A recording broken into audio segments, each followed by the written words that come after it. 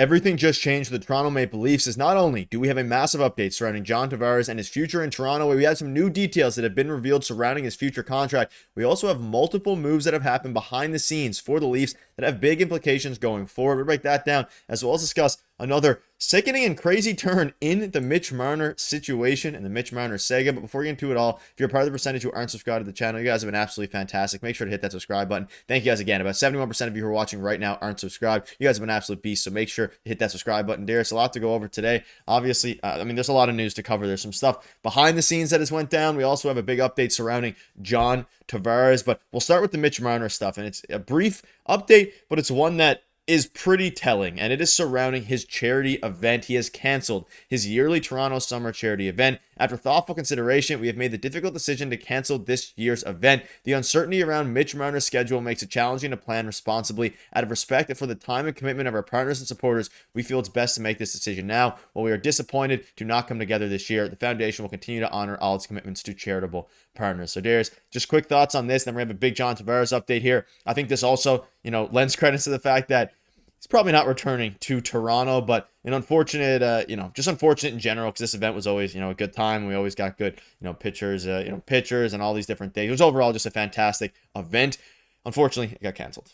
Yeah, and it was great for the community as well, right? But like you said, it's looking like this is just another sign that he is going to leave. And we'll keep this short and sweet because we have a bunch of other updates to get to that are actually very interesting. But it just looks like he's not returning at this point. And I think it would be very awkward for him to sign with maybe the Anaheim Ducks or the Vegas Golden Knights and then come back to Toronto for that event. So I think that would be kind of awkward. So no real surprise there. But again, it's just another sign that he's probably leaving. And there was an update yesterday too, smaller update, that he's going to give the Leafs a meeting on July 1st. And he might not sign on July 1st. That's the other thing too. If I'm the Toronto Maple Leafs, I want no part of that.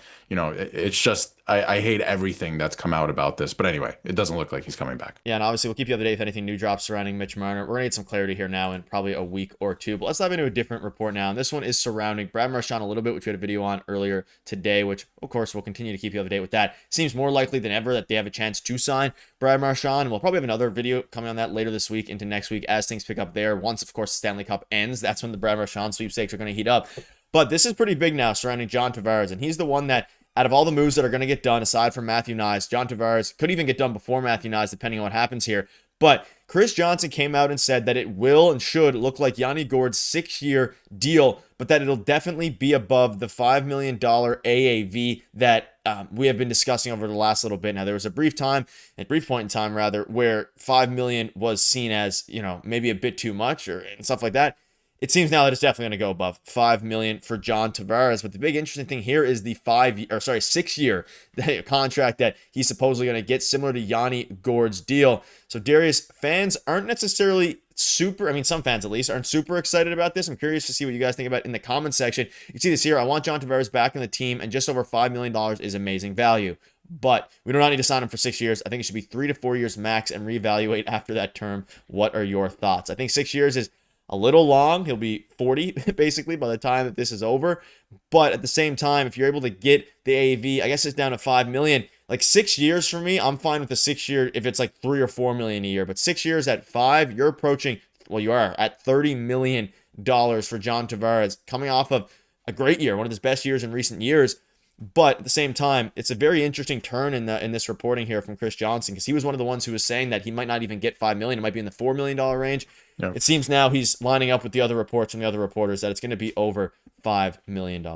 Yeah, it's very interesting. And like you mentioned, if you're going 6 years, I don't hate that, but it has to get the AAV down, right? So this matches, if it were to go this way, it would match Yanni Gourde's contract in terms of term, but not AAV, right? Like it's got to get the number down. That's the whole reason that you'd be signing for that long. And I don't understand, this whole time with the core four and the core four era, they can't win board battles, but they win every battle in terms of money for some reason. So here we are yet again, they're battling for money.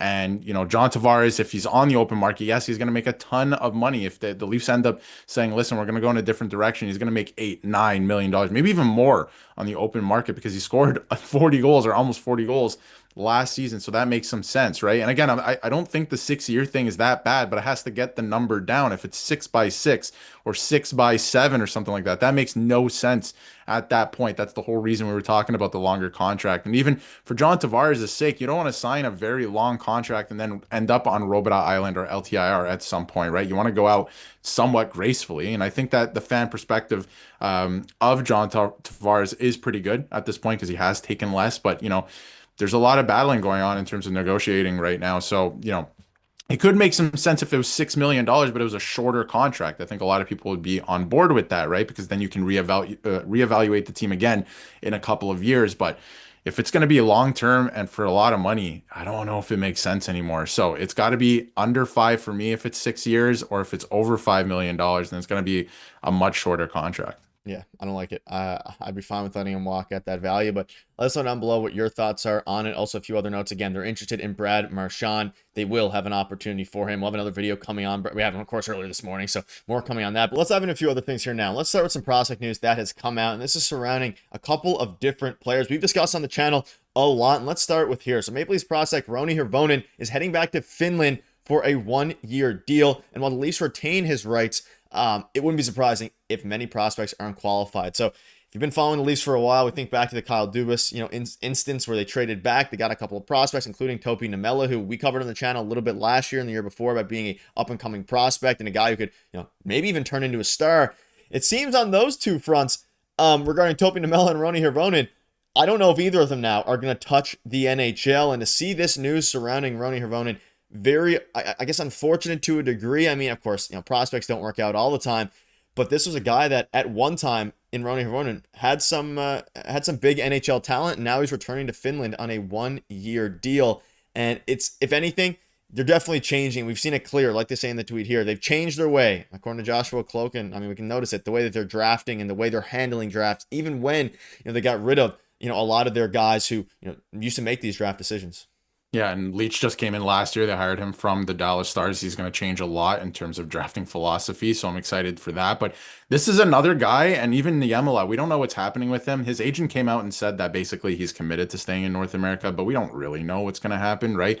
And anything can change, and he's not very close to the NHL either. Neither of them are, and obviously one of them in Hirvonen is leaving now. So, just a couple more guys from that era that are very small, look like maybe they could, in terms of speed and skill, make it one day, but they're not necessarily close. I wouldn't even classify them as prospects anymore because they're getting up there in age. Like once you reach like 23 or 24, you should probably be, getting closer to the NHL at least, or looking like you're going to make the jump at some point. And can't say that for both these guys. So it's going to be interesting to see what happens with Niemela specifically, because, there was a lot of hype around him and they could still use a player like that at some point down the road, but maybe it's time to just, look in a different direction as well. And really, they really this year have to put a focus into the draft, because they need some players who can actually come into the system and look like they're going to make the NHL at some point, because the last couple of years they haven't really had that. Maybe you have a few like McMahon, of course, and Alex Steves looks pretty good, right? But, full-time, everyday difference-making NHLers, that's what you need to start focusing on. And